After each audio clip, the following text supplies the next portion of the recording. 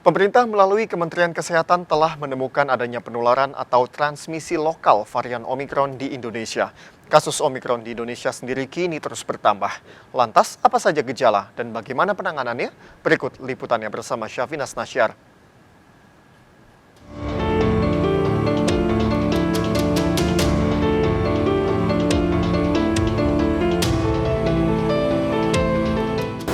Pemirsa, Kementerian Kesehatan telah mengumumkan terdapat kasus transmisi lokal varian Omikron di Indonesia. Lantas berapa banyak pasien Omikron hasil transmisi lokal yang ada di Indonesia dan bagaimana pencegahannya? Kita cari tahu. Berdasarkan data terbaru per Januari 2022, terdata ratusan masyarakat terinfeksi varian baru COVID-19 Omikron. Sebagian besar dari pasien Omikron sudah divaksin. Tanggal kemarin ya, tanggal 3 Januari 2022, jumlah kasus Omikron yang sudah kita deteksi itu ada 152 kasus positif Omikron, di mana 6-nya adalah transmisi lokal. Yang sisanya itu adalah kita ketahui adalah para pelaku perjalanan luar negeri. Dan kalau kita berbicara, sebagian besar 152 ini sudah mendapatkan vaksinasi, hanya 12 orang ya yang belum mendapatkan vaksinasi sama sekali atau baru mendapatkan vaksinasi dosis pertama. Nah, kalau kita lihat memang pelaku perjalanan luar negeri yang kembali di akhir tahun ini kan sebagian besar adalah PMI ya, pekerja migran Indonesia, yang memang mereka di akhir tahun kembali ke Indonesia. Nah, paling banyak yang kita deteksi adalah dari Arab Saudi, yang kedua itu PMI, yang kedua adalah dari Turki.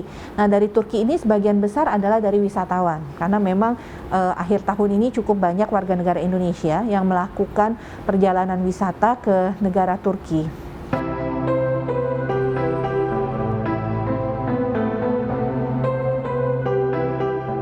Selain RSDC Wisma Atlet, Rumah Sakit Sulianti Saroso juga menjadi rumah sakit rujukan dari penanganan pasien varian Omikron, baik yang transmisi lokal ataupun imported case.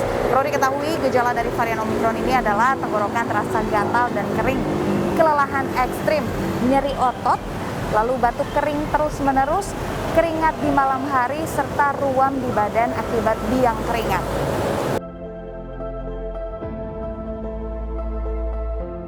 Kini ditemukan banyak kasus Omikron menyebar di Indonesia. Di awal bulan Januari, sebanyak 15 petugas kesehatan yang melayani pemeriksaan COVID-19 di bandara terpapar varian Omikron. Paparan tersebut diidentifikasi dari 2 orang petugas yang masing-masing bekerja di Pharmalab dan iLab. Saat ini, ke-14 petugas medis tersebut telah dirujuk ke RSDC Wisma Atlet Kemayoran dan 1 pasien di RS Sulianti Saroso. Lalu sebanyak 20 orang warga Jawa Barat terpapar Omikron setelah pulang dari luar negeri. Seluruhnya saat ini telah menjalani karantina di Wisma Atlet Jakarta. Dan tentunya masih banyak lagi kasus Omikron yang dikhawatirkan akan terus bertambah.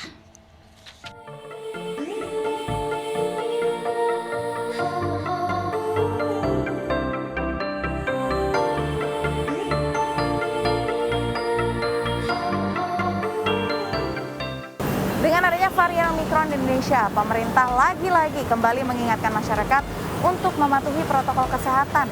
Dan yang terutama adalah menghindari kerumunan, tidak membuat kegiatan yang menimbulkan keramaian, serta meminimalisir perjalanan ke luar negeri. Dan diingatkan bagi warga yang belum mendapatkan vaksin untuk segera mendapatkan vaksin COVID-19.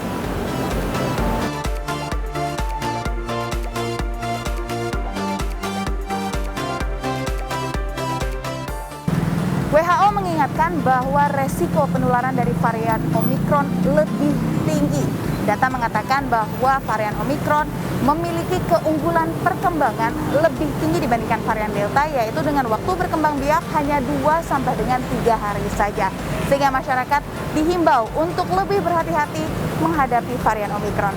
Dari Jakarta, Syafinas Nasyar, Adetoni, iNews melaporkan.